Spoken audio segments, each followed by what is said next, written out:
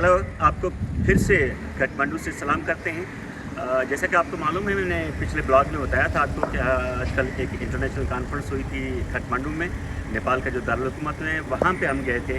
वहाँ जो हमारे जर्नलिस्ट पार्टिसिपेंट्स थे इंडिया से, पाकिस्तान से और श्रीलंका से। तो मैं आज आपको बिहार के बारे में बताता हूँ, क्योंकि बिहारी लोग हमारे पास कराची में बहुत ज़्यादा रहते हैं और बिहारी इंडिया के अंदर किस तरह ज़िंदगी गुजार रहे हैं, कैसे बिहार का स्ट्रक्चर बना हुआ है, सियासत वहाँ कैसे होती है। तो मेरे साथ मौजूद हैं सुधीर, भारत के सहाफ़ी हैं, उनसे मज़ीद तफसीलात जानते हैं। आप मुझे ये बताएं, आप बिहार से ताल्लुक़ रखते हैं कि बिहार से ताल्लुक़ रखने वाले जो थे लोग मुस्लिम थे, वो काफ़ी पाकिस्तान में भी रहते हैं, जैसे हम बिहारी बोलते हैं।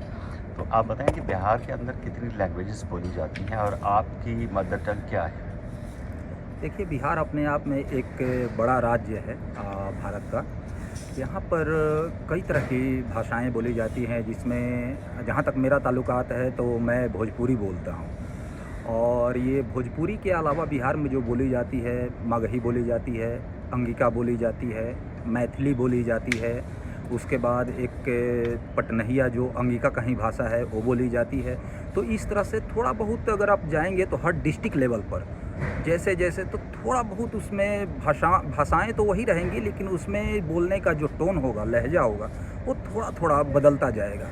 तो प्रमुखतः यही 3-4 भाषाएं हैं, भोजपुरी, अंगिका, मैथिली, मगही, यही हैं। उर्दू है वहाँ पे? उर्दू बोली जाती हैं, ज़्यादातर वो मुसलमानों के बीच बोली जाती है। समझते सब कोई हैं, क्योंकि जो हमारी भाषा है हिंदी, इसमें उर्दू मिली हुई है। आधा जो भाषाएं हम लोग हिंदी के तौर पर बोलते हैं, ये उर्दू, आधी जो शब्द होते हैं ये उर्दू के होते हैं। तो उर्दू को जो लिपि है वो तो हम लोग नहीं समझ पाते, बाकी जो शब्द हैं वो हम लोग बेहतर समझते हैं और पूरे हिंदुस्तान में इसको बेहतर तरीके से समझा जाए। बिहार के अंदर माहौल कैसा है, हिंदू, मुस्लिम या दीगर जो मज़हब के लोग हैं? देखिए, बिहार में हमेशा जो रहा है वो एक सौहार्दपूर्ण माहौल रहा है। बिहार में हमेशा हिंदू मुस्लिम मिल कर के रहे हैं, और भी जो धार्मिक समूह के लोग हैं वो भी मिल कर के रहे हैं। मुझे याद है, मैं अपना व्यक्तिगत वाक़या बताऊंगा कि जब मैं छोटा था तो अक्सर हमारे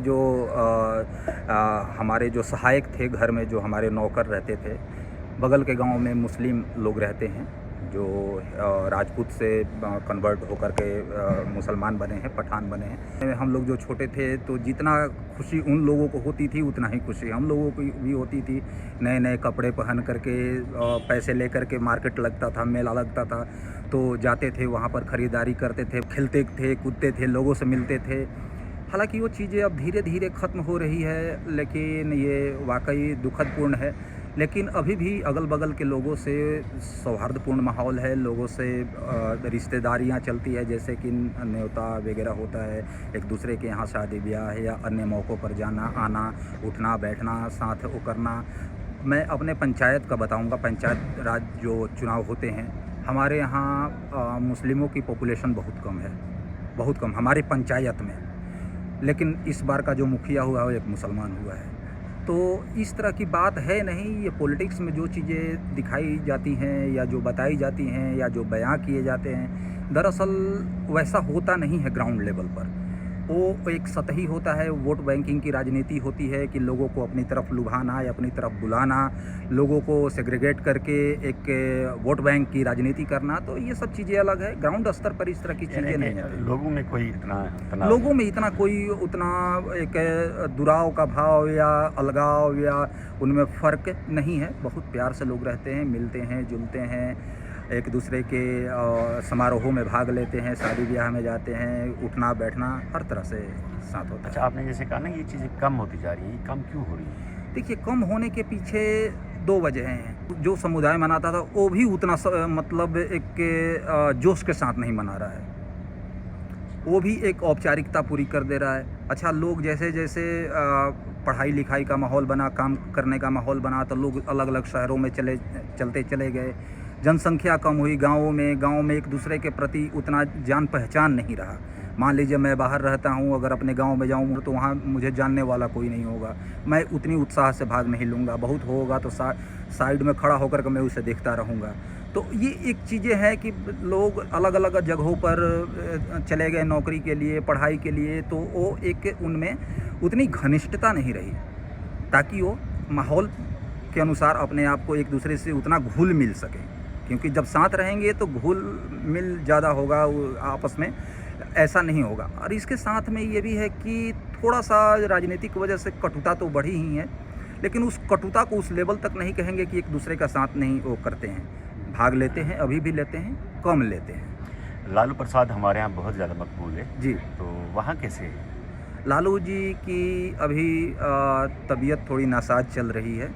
बाकी जितने पाकिस्तान में वो लोकप्रिय हैं, उतना ही बिहार में भी लोकप्रिय हैं, उतने ही देश भर में लोकप्रिय हैं। उनकी जो राजनीतिक व्यंग्य शैली है, कटाक्ष करने की, व्यंग करने की, या एक ग्राउंड लेवल पर लोगों से जुड़ करके उनकी भाषा में बात करने की, वो अपने आप में अनमोल है। यही चीज़ें हैं जो उन्हें लोगों से जोड़ती है और इतना लोकप्रिय बनाती अब है। किसकी हुकूमत है वहाँ पे? अभी भी उन्हीं की पार्टी की है। उनके बेटा उप मुख्यमंत्री हैं बिहार के, और एक जनता दल यूनाइटेड जो भाजपा के साथ में नीतीश कुमार मुख्यमंत्री थे, तो नीतीश कुमार जी भाजपा से अलग हो करके लालू प्रसाद जी के पार्टी के साथ कोलैबोरेशन किए हैं। कोलिशन की गठबंधन की सरकार बनी है वहाँ पर। नीतीश कुमार मुख्यमंत्री ही हैं, लेकिन लालू जी का जो बेटा है तेजस्वी यादव, वो यहाँ पर मुख्यमंत्री हैं। तो इस तरह से वहाँ पर जो राजनीतिक समीकरण है थोड़ा बदल गए हैं अभी फिलहाल। लालू के लिए जो बताते थे कि वो काफ़ी जो है ना एक निचली सतह से ऊपर आया है, उनके अपने भैंसों के बाड़े वगैरह थी, वाकई ऐसे ये सत्य है कि जो लालू प्रसाद यादव थे वो बहुत ही लोअर फैमिली से बिलोंग करते थे। बहुत गरीबी के दिनों उन्होंने देखा है। कॉलेज की राजनीति से उन्होंने अपनी राजनीति की शुरुआत की। जैसे जैसे राजनीति में आगे बढ़ते गए, उधर केंद्र की राजनीति में विश्वनाथ प्रताप सिंह जो मांडा के राजा थे, और बलिया के चंद्रशेखर सिंह, ये बड़े नेता थे, बड़े ताकत थे। इन लोगों ने लालू प्रसाद यादव को आगे बढ़ाने की कोशिश की, आगे बढ़ाया, बिहार की मुख्यमंत्री बनाया। उसके बाद में लोगों में इनकी छवि बढ़ती गई और लालू जो है राष्ट्रीय पटल पर आए। यानी बड़ी वजह क्या थी उनकी यहाँ तक, इस मकाम तक पहुँचने की? देखिए, एक तो सत्ता में संघर्ष सबसे बड़ा चीज़ होता है कि अगर आप लगातार संघर्ष करेंगे तो आप आगे बढ़ेंगे। पार्टी में ये होता है कि अगर कोई एक कार्यकर्ता संघर्ष लगातार करता है तो नेतृत्व के आंखों में आता है, नज़र में आता है कि भाई ये तो बहुत मेहनती कार्यकर्ता है, उसको लोग आगे बढ़ाने की कोशिश करते हैं। आमतौर पर ये कम होता है, लेकिन विश्वनाथ प्रताप सिंह जैसे दिग्गज नेता जो कि अपने कार्यकर्ताओं को वैल्यू देते थे, तो उन्होंने दिया। उन्होंने लालू प्रसाद यादव को, उत्तर प्रदेश में मुलायम सिंह यादव को, ऐसे नेताओं को उन्होंने आगे बढ़ाने का काम किया, जिसकी वजह से आज राष्ट्रीय पटल पर दो बड़े नेताओं को देखने को मिल रहा है भारतीय राजनीति में। अब अपना पूरा नाम बताइएगा। मेरा नाम सुधीर गहलोत है। Thank you. और मैं दिल्ली में रहता हूँ, और पत्रकार हूँ, और मूल रूप से बिहार से ताल्लुकात रखता हूँ। Thank you.